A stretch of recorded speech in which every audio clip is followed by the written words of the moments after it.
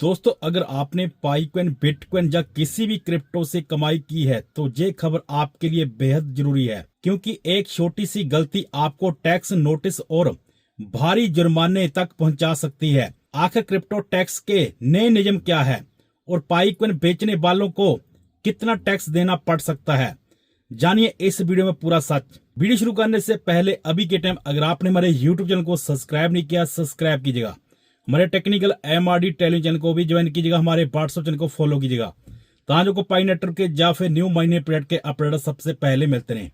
साथ ही दोस्तों, अभी के टाइम अगर आपके पास पाइकॉइन है, सिद्रा कॉइन है या रूबी कॉइन है तो भी हमें मैसेज कर सकते हैं। साथ ही दोस्तों, पाई नेटवर्क के साथ अगर आप कोई अच्छा सा प्रोजेक्ट ढूंढ रहे हैं तो भी हमें ज्वाइन टाइप करके मैसेज कर सकते हैं। दोस्तों, वीडियो शुरू करते हैं।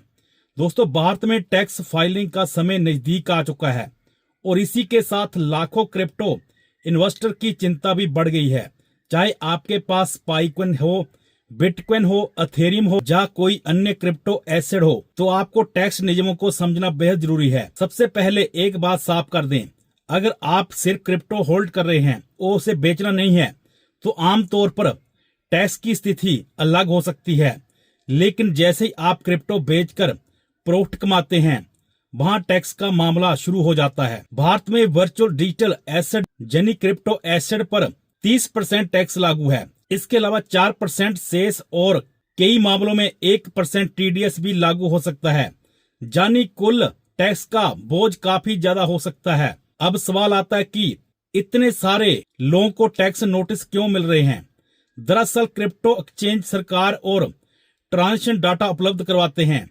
अगर आपने अपने ITR में सही जानकारी नहीं दी है तो सिस्टम में मिसमैच दिखाई दे सकता है और बाद में नोट्स आने की संभावना बढ़ सकती है। मान लीजिए आपने 3 लाख रुपए क्रिप्टो में लगाए और बाद में 1 लाख का आपने प्रॉफिट कमाया, तो ऐसी स्थिति में टैक्स आमतौर पर आपके प्रॉफिट पर लागू होता है, ना कि पूरे निवेश पर। लेकिन सही रिकॉर्ड और दस्तावेज रखना बहुत जरूरी है।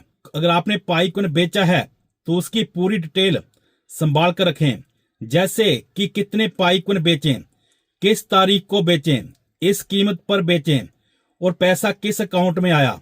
ये जानकारी ITR फाइल करते समय काम आ सकती है। एक और महत्वपूर्ण बात, अगर आपको किसी काम के बदले क्रिप्टो में पेमेंट मिली है, जैसे फ्रीलांसिंग, डिजिटल मार्केटिंग या कोई ऑनलाइन सर्विस, तो उस पेमेंट का रिकॉर्ड भी संभाल कर रखें।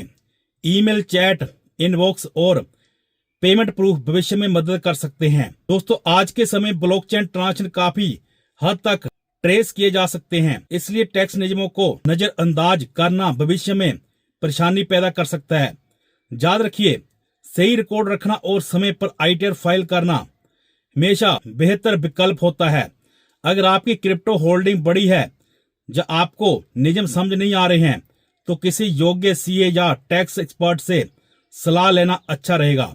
अब सबसे बड़ा सवाल, क्या भविष्य में भारत क्रिप्टो टैक्स को कम करेगा? इस पर लगातार चर्चा होती रहती है, लेकिन फिलहाल नियम लागू है, उन्हीं का पालन करना जरूरी है। आने वाले समय में सरकार कोई बदलाव करती है या नहीं, ये देखना दिलचस्प होगा। आपकी क्या राय है? क्या भारत में क्रिप्टो टैक्स कम होना चाहिए? अपनी राय कमेंट करके जरूर बताइएगा। अगर वीडियो अच्छा लगा, वीडियो को लाइक करें, चैनल को सब्सक्राइब करें। नेक्स्ट वीडियो के नोटिफिकेशन पाने के लिए मिलते हैं नेक्स्ट वीडियो में।